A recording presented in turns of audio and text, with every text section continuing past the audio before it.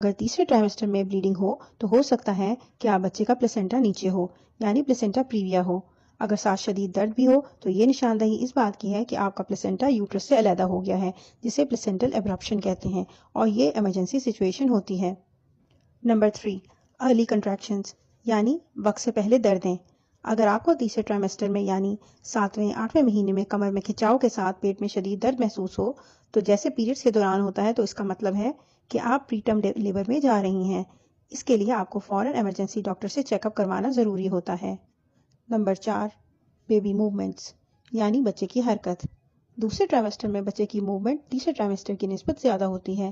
تیسرے ٹرائمسٹر میں بچے کی حرکت ککس کی صورت میں ہوتی ہے۔ اگر آپ کو 2 گھنٹے میں 10 ککس محسوس ہوں تو یہ نارمل ہے۔ کوشش کریں کھانے کے بعد بائیں کروٹ لیٹ کر بچے کی حرکت محسوس کریں۔ اگر بچے کی حرکت کم ہو یا بالکل حرکت محسوس نہ ہو تو فوری اپنی ڈاکٹر